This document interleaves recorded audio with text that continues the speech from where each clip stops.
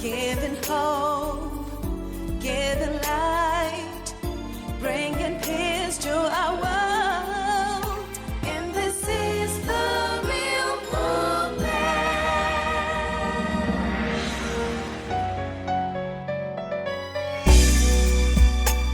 Glad to be back with you. We have been talking about overcoming addictions in teens, teenagers, and of course, young people, adults as well, are benefiting from this.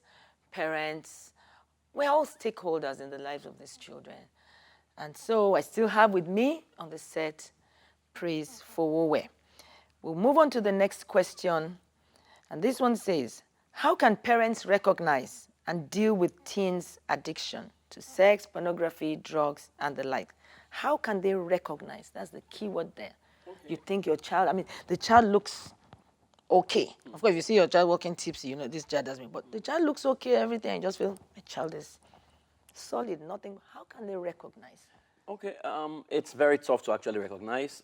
That's why a lot of parents are shocked eventually when it comes out. But there are a few danger signs you can look out for. Okay. So for example, when you have a child that is introverted and it becomes extroverted all of a sudden, and there's a radical transformation. You might want to probe to say what exactly is happening here. Or when you see a child that is extroverted suddenly becomes introverted, you might want to probe that. And that's why you need to understand your children and know them. So for example, when I used to be very extroverted, and suddenly when I became introverted at home, my parents were happy. My dad was happy. That God has taken control. You know, but he didn't know what I was dealing with. He didn't know, right? So that's one way. Two, you might want to, if you have a child who suddenly begins to skip schoolwork, or you begin to get a report from school to say, hey, your child is, or maybe his academics begins to drop. All of a sudden, you might want to probe. When your child begins to use a lot of mint, a lot of gum, you might want to find out what exactly, some of them it could be because of bad breath, but some of them it could be they're already getting, then when your child begins to manifest unnecessary anger, violent behavior, a child that normally would not look at you straight in your eyes and looks at you right now and disagrees and shouts about it, you might want to begin to say, hey, what's wrong here? Because somehow what you're looking for is what influence is going, and the different addictions have different behavioral manifestation. Okay. They have different ones, right? So your child wants to dress in a particular way. Ordinarily, she wants to do certain things. She wants to hang out. She wants to go to certain places. So the one for sex is different from the one for drug addiction, but the one for drug addiction, basically, you want to watch out for behaviors. Some of them are psychological, some of them are social, some of them. So, for example, a child is talking with his siblings and he engages in a fight and wants to almost kill the sibling. You want to find out, where is this coming from? There's an influence somewhere, So, but if you're a very observant parent, you will know. Especially when your child. That's why I always say to people that. There's what is called expanded awareness. That a lot of people, they just see the things they want to see. Meanwhile, there are so many other things happening. So a lot of parents say, no, I know what is around me. I know what is around me. So I say to them, okay, why don't you close your eyes? Oh, no, before they close their eyes, let's say, look at the room, look around the room, and tell me how many reds you can count. So they count how many reds. They say, oh, really? About 10. I say, close your eyes. I say, okay, how many blues were in the room? I say, no. There was no blue. Meanwhile, most of them are actually wearing a blue dress. Because they were looking for red. Yeah, they were looking. So at the time I say, open your eyes. Say, now that shows you that it's not everything there is that you can see.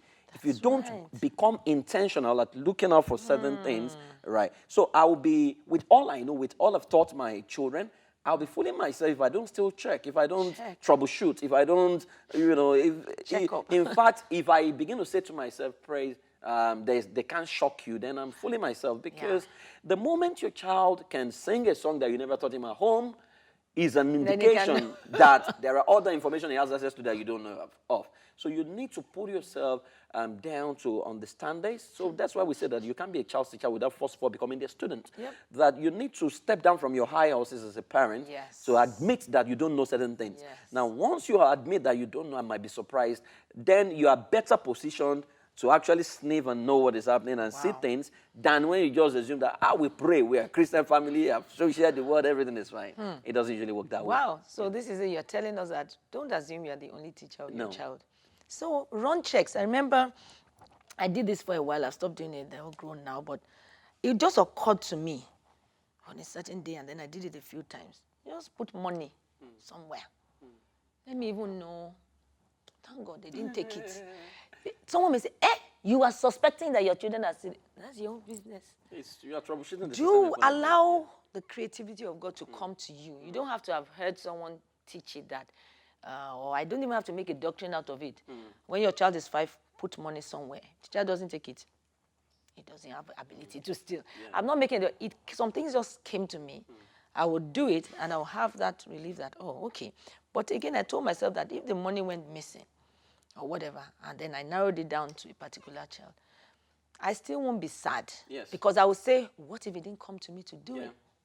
I never heard from it from here. Or maybe I heard it from someone. I said, me too, I'll try it at home in a discreet way. You just do it as if the money just fell there. It's their first day, second day, third day, still there.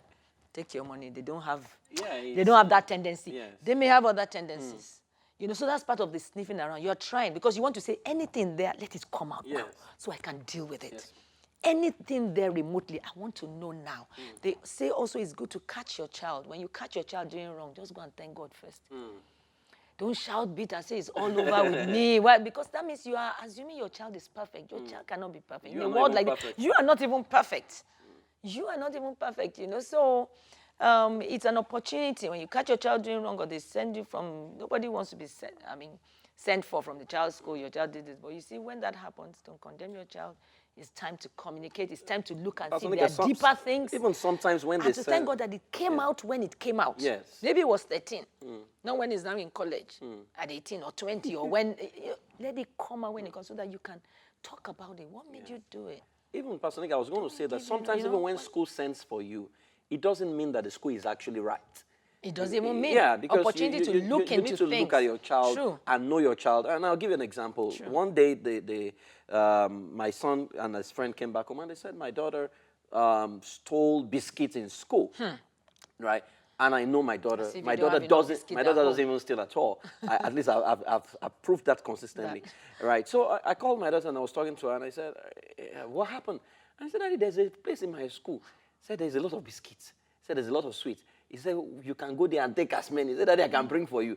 Now, that was the talk shop in the school. Okay. My daughter was about 3 that time. She doesn't know the difference between anything. So God, apparently the person that mans the top shop was never around. She goes there. In fact, so when they told me that even she gives some of her friends, the one she likes, the one she doesn't like. So in her mind, it's a lot shop. It's like my daddy's freezer. I can go in there and take anything I like. But if I had, depended on the report of the teacher or something, one day report card came back and the report teacher at 3 wrote on the child's report card, your daughter is not focused and easily distracted. And I'm wondering, when you were 3, were you focused? So parents need to know their children. It's because we take them to school at 3. That's why they can be writing report. It's really just supposed to be an avenue to go and play. Because you need to be able to stand by your child. And your child must know that when no one is for me, I know my parents will stand by me. Once your child has got that from you, then your child can, even if it goes wrong, it will come back. At 3, they don't focus. There's also play. It's play. It should be more of play than even work. Some parents in Nigeria, especially, if your child can read at 4, meanwhile, in some countries, your child never goes to school until 7. That's why when your child is 3, it should be like a play group. Yeah. Learning through play. Yes. That's what it should be. Wow, interesting. So, again, when they send for you, look into it first. Don't jump to conclusion that, this child, we will see. Be open-minded. Go and see what it's about. And you might actually find out that the school was wrong and help to correct some things, even in the school. Yes. These things are avenues for communication. Absolutely. That's the truth. When they pop up like that, they are avenues to talk and set things right. Wow. Interesting. A teenager or a mother or father might want to say, I discovered my son masturbates. I'm shocked. I'm surprised. What do I do? I suspect, I'm even almost sure he's into masturbation. What do I do? How do we get him out? Where do I start from? Help me, advice. Okay, first thing I always say about masturbation is a smoke screen or is a symptom of a bigger problem. Okay. Usually, a lot of people just say, "Oh, people just masturbate now." Some people think there's nothing wrong in it. Yes, Release, a lot of maybe. schools of thought would believe there's nothing wrong with it.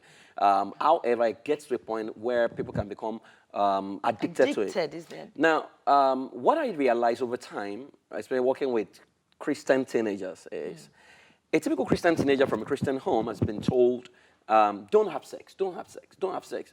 But he goes to school and all his friends are having sex.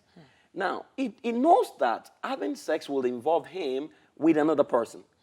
So he wants to, deep down in his mind, he wants to have the sex, but he's thinking of HIV, he's thinking of, so he feels, okay, And he may not can have I do the environment this to carry with it out. myself? That's what makes masturbation very dangerous. Right, so he doesn't want to go out, right, because the girl can get pregnant or report, parents can get it now. So he now says, okay, let me try it on myself, and that's where it starts from. So parents need to, first of all, accept the fact that this thing is real, accept the fact that there's an underlying reason why a child may want to do this. Of course, there are people who would say it in pornography, and some of them will be introduced to it in boarding houses and whatever. But once you have realized this, now, the next thing you need to do is, how do I help my child? And it's the same format for every other form of addiction. The first thing is water it down. Don't make it look like, hey, the child has done anything that is, there are worse the addictions than even the ones we're talking about right now. Fetishism and all kinds of sex perversion and the rest of them. Now, so the next thing you want to do is to, I've talked about holding your child accountable, which is very, very important. Parents need to get to the point where, because every sexual urge needs an outlet. The outlet can come by doing it, which is what a lot of the children now do, or talking about it. If a teenager has someone in his life that at the point of, it feels like masturbating, he can say, Dad, I feel like masturbating now. Can you assimilate that truth about your child? Can you take in that information? Can you create a enabling environment for that to happen? The moment a child says, I feel like doing this now, the urge drops. It drops. And then what does the parent do? Can he say, okay, let's go out? Let's go out, let's go jogging, let's play, let's dance or something. Right? The urge drops. Once you talk about it, it drops. Now, the other thing is you can teach your child, if I'm not around, play some fast music for like 5-10 minutes, right? Of course, you still need to dig down to say, okay, are there specific times of the day where this happens? But by the time you're going to get to a therapist or whatever, they'll just work on the recondition of the mind. People can snap out of masturbation addiction in like a session of like 35 minutes. But they can snap out easily, which is still attaching aversion therapy. You attach something that is distasteful to what is pleasurable, basically. Yeah. But as a parent, once you can hold your child accountable, at least, because what masturbation does is it trains the body to ejaculate. So that the child is saying, I want to stop. I mean, most times parents don't feel the pain of this child. It's not as if the child, doesn't know this is wrong. No. It's not as if the child doesn't want to stop. But it's powerless. We call it learned helplessness. Learned helplessness is when you get to that level where you know this is, you hate to even do it, but you find yourself doing it. Right. So you've beaten the child, you've flogged the child, you've cut off all kinds of things, but the child is still doing it. Right. So once you can hold him accountable and he can talk, now that process of being accountable restores the body, because the body can heal itself, restores the body back to default mode. It might take about 40 days to achieve that, but it restores the body back to default mode. Wow. And once it gets to that point, then it just realizes it has mastery over the situation. Because what has happened is that the child has become unconsciously competent at masturbating. Now, it needs to become unconsciously competent at overcoming and living above masturbation. Now, so what you might want to do is now create activities that within the same format, within the same frame, that can replace the pleasure it feels through masturbation. Wow. Amazing. So much to know, so much to learn. Parents, I hope you're watching. And closely linked to that, you may just want to add something. Okay, this one says, I'm trying to break free from masturbation. So now you want to address the teenager. I know it's probably the same thing again. Okay. If you want to break free from masturbation and you are listening to me right now, the first thing I'll tell you to do, I can put you through a very simple process. Apart from every other thing I've said, is to say, can you close your eyes right now? Now, if you close your eyes are closed. Okay. Can you go back to the first time the masturbation took place? Okay. I want you to go back to the first time that it took place. See exactly what you saw. Feel exactly what you felt. That period. Okay. If you are there, of course, you will know exactly what you feel. Yeah. Now, I want you to look at that situation again and ask yourself, what could I have done differently that first time it happened? Okay, look at it in your mind, in your subconscious. What would I have done differently? So if you have arrived at that, now I want you to look at that act right now, right? If that act would look like an animal, right? What animal would it look like?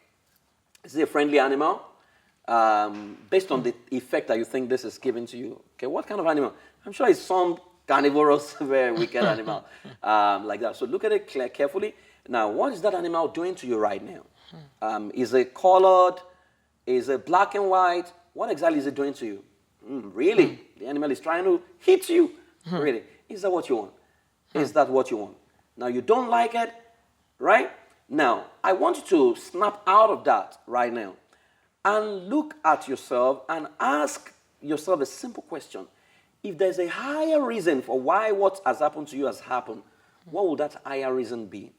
If God allowed it, for what purpose? If there's any positive thing you can pick from that, could it be for you? Maybe because you're going to help other people?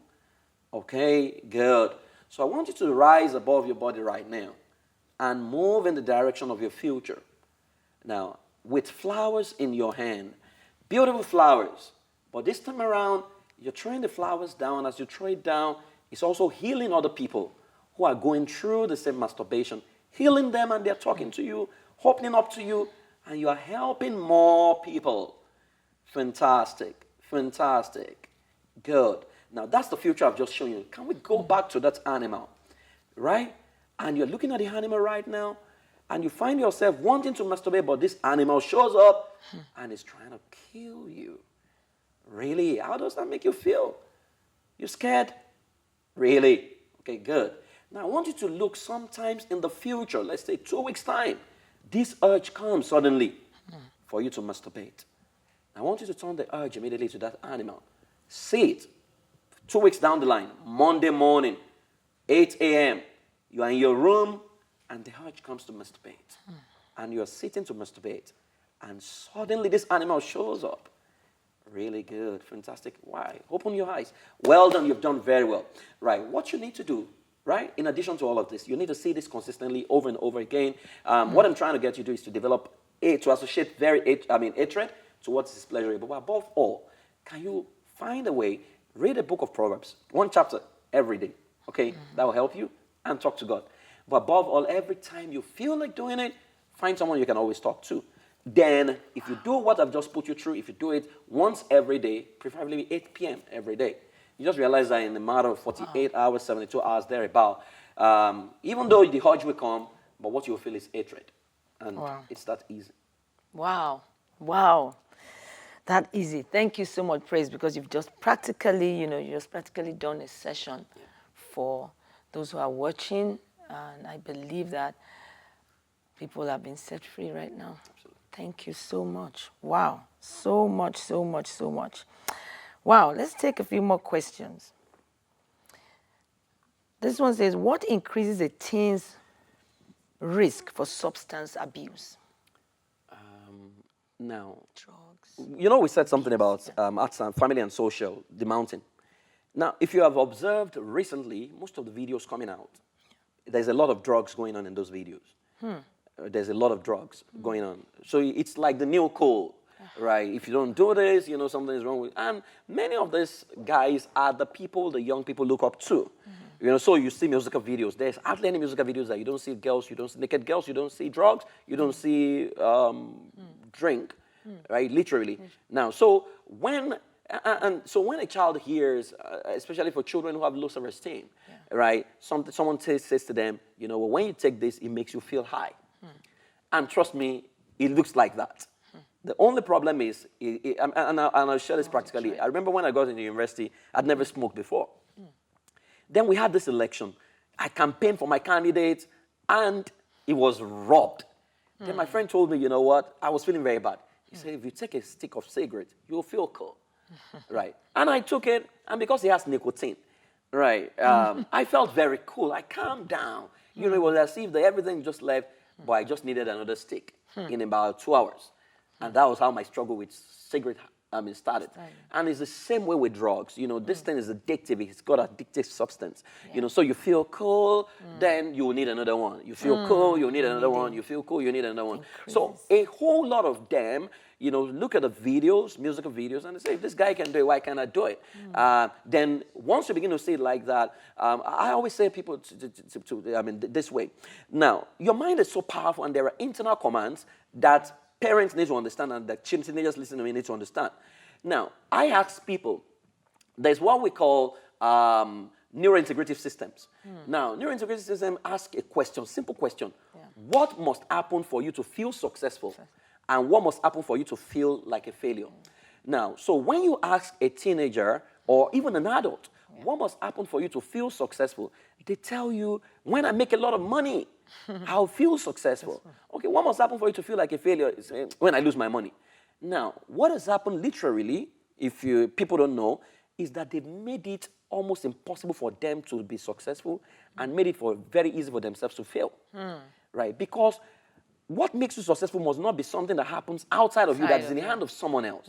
If it's in the hand of someone else, you will feel frustrated, right? Then the next thing you will look for is something that can, a tranquilizer that can, So can we make it very easy by changing those internal laws? So for example, I said to teenagers that, okay, why don't you change your success ability or your success factor to something like, every time I wake up, I can jump up and down, I feel successful. Now, that's very easy to do. So do that right now, jump up and down, you're successful. Now, what will make you feel like a failure? What must happen for you to feel like a failure? Put something mundane that I feel like a failure when I stop learning. Or when the day I don't read one page of a book or one line, I feel like a failure. Now, by that, you have changed the internal configuration, the internal rule to feel. So a child that feels successful every day will not see the need to take on a substance to feel successful. That's right. And that is where it starts from. So once you change the internal conditioning, right, it becomes so a child feels very bad because he's failed an exam. Then he knows that, oh, what makes me feel successful is taking a glass cup of water. So he takes a glass and he feels successful immediately. Now, that's a substitute for the substance that would have been. Now, but without understanding those internal laws, he will go ahead and say, okay, a substance, a drug, eventually it's going to destroy the child because he will need to go to a rehab. Wow. So it's really all about mental conditioning the mind. Absolutely. Because as a man thinks in his heart, so is he. It's about renewing the mind, not conforming. It's about transforming the mind. Wow. That's it's a very powerful tool. And I believe that we have it there in God's word, really. Changing perspective, changing how we think. But this thinking, from what you're saying, is in the subconscious. Absolutely. It has been lodged in there somewhere. It's actually an operating system in there. And that's why I always say, like a computer, you know, when you're teaching teenagers about the Word of God, for example, because the Jesus and the God we talk about, they don't understand it.